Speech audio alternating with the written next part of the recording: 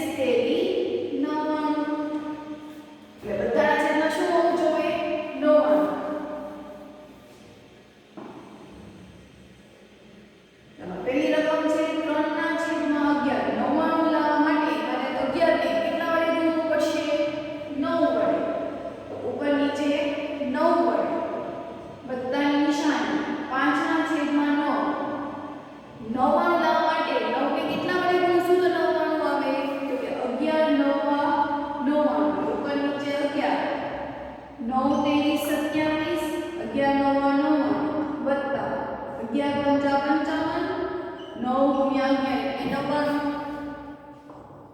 બંનેના છેદ સમાન છે એટલે 99 27 55 સરવાળો કરીએ 27 + 55 7 ને 5 12 1 5 6 7 ને 8 જવાબ આવ્યો 82/9 એના પછી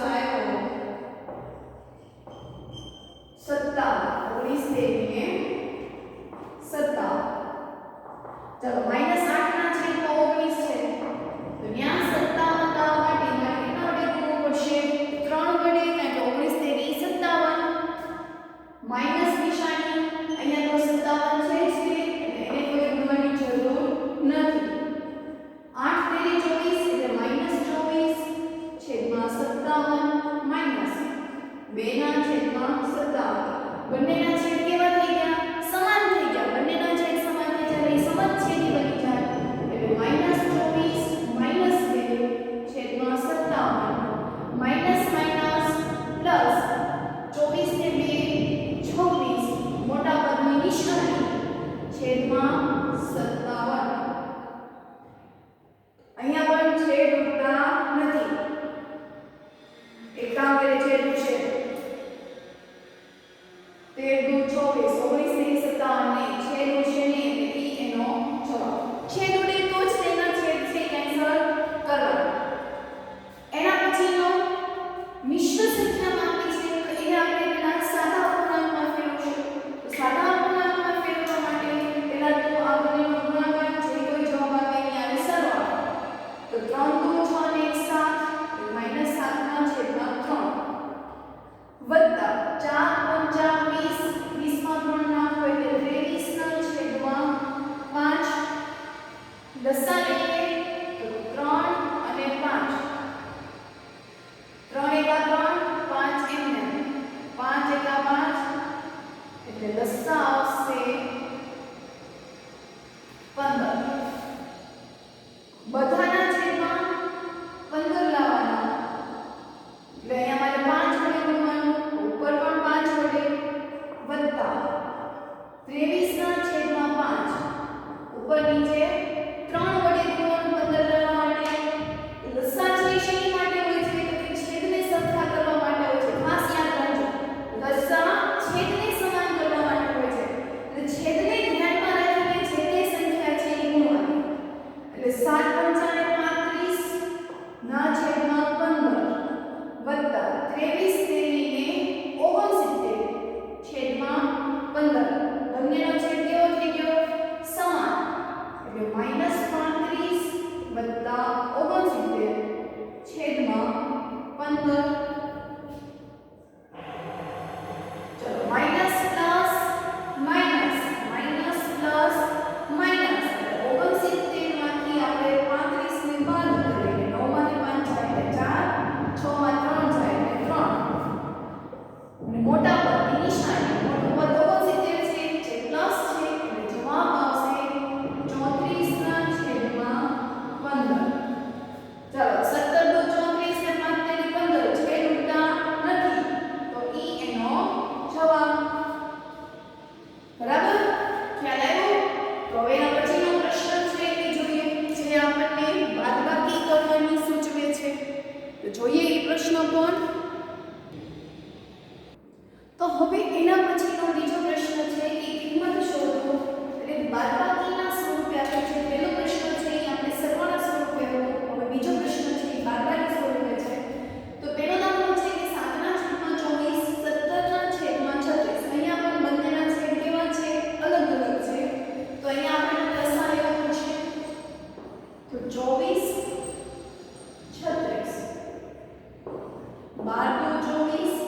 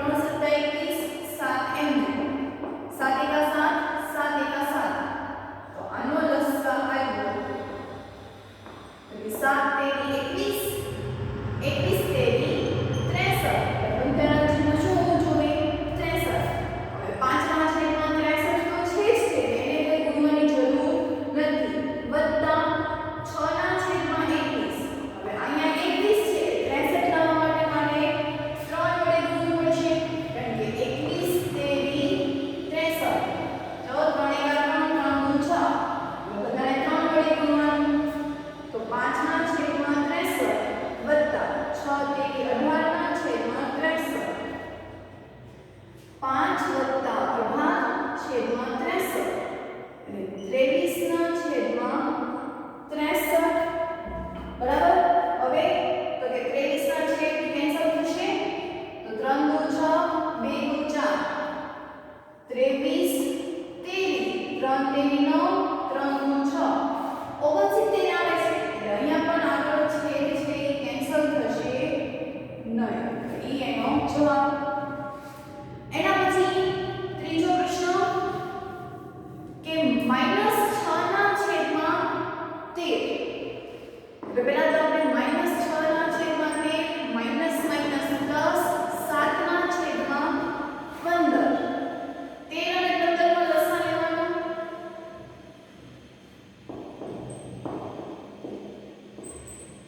તો 13 એમને 3 પંચા 15 5 વડે 13 એમને 5 એકા 5 ડાયરેક્ટ 13 વડે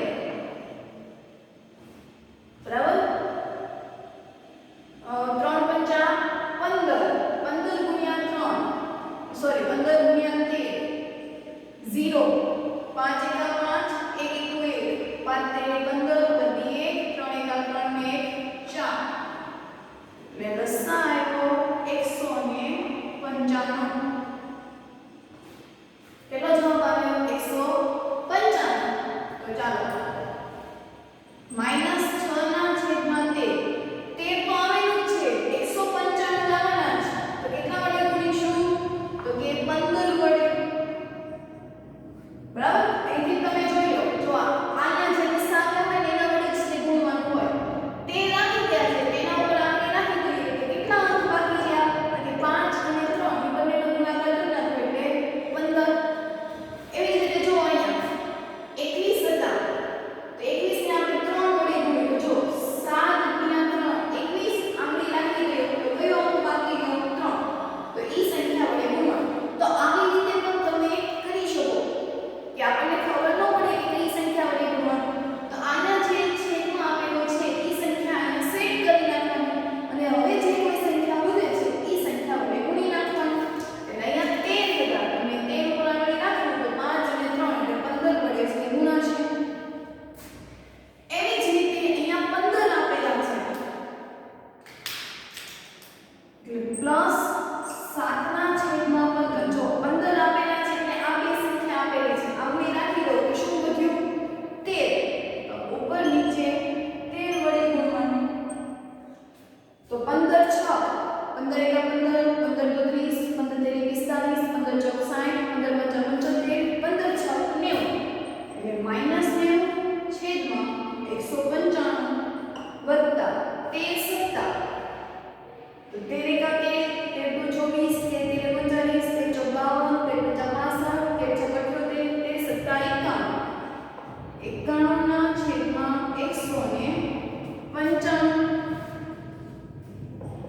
એટલે માઈનસ 90 બતાવ્યા છે -90 વત્તા 51 છેદમાં 195 minus plus minus minus plus minus બધાને શું કરવાની બાદબાકી કરવાની. બાદબાકી કરશો એટલે એક જવાબ આવશે. મોટા પદની નિશાની મોટો 91 છે જે પ્લસ છે તો આપણને કેવું આવશે પ્લસ. એટલે જવાબ આવ્યો 1 ના છેદમાં 195. હવે -3 ના છેદમાં 8 -7 ના છેદમાં 11 સીધો લસાઅ લેવો પડશે. 8 11 2 ચોક 8 11 2 દુ 4 11 2 એકા 2 11 11 એકા 11. ચાલો લસાઅ શું આવ્યો તો કે 11 દુ 22 22 દુ 44 44 દુ 88 એટલે બધાના છેદમાં 88 હોવો જોઈએ. તો -3 ના છેદમાં 8 એટલે 11 વડે ગુણવું પડશે 88 લાવવા માટે તો 11 વડે ગુણો તો અંશને અને છેદને બંનેને 11 વડે માઈનસ નિશાની 7 ના છેદમાં 11 88 લાવવા માટે 8 વડે ગુણવું પડશે એટલે 11 તેરી 33 છેદમાં 88 માઈનસ 7 અઠ્ઠા 56 11 અઠ્ઠા 88 બધાનો છેદ કેવો આવ્યો સેમ આવ્યો એટલે -33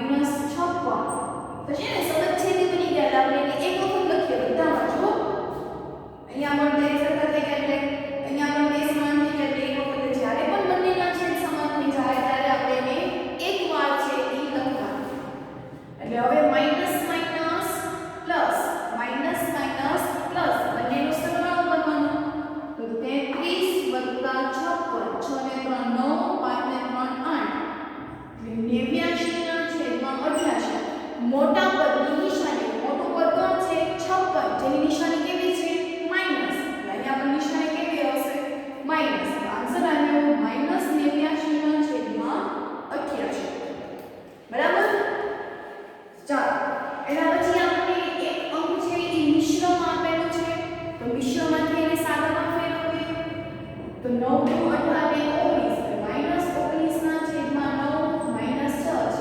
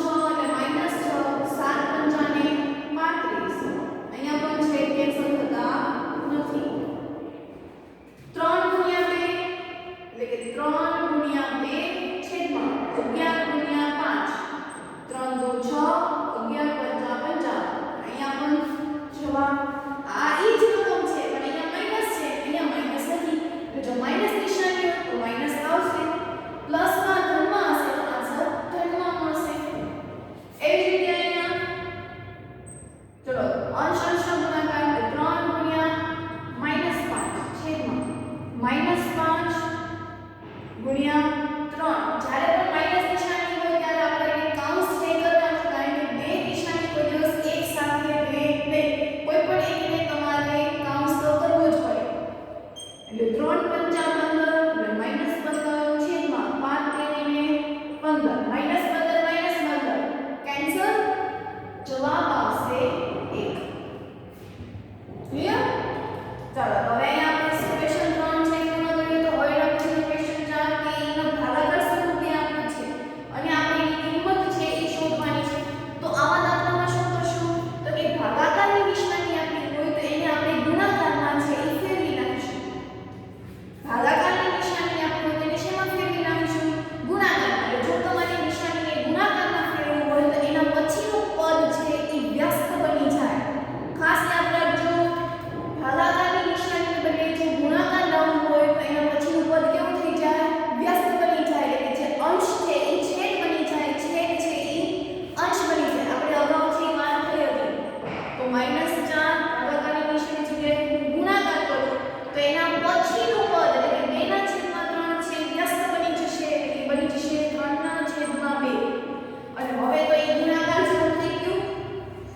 તો હવે અંશ અંશનો ગુણાકાર, છેદ છેદનો ગુણાકાર એટલે 4 ગુણ્યા 3 માઈનસ 1 ગુણ્યા 2 4 તેરી 12 છેદમાં 2. એટલે છેદ છે એ કેન્સલ થશે.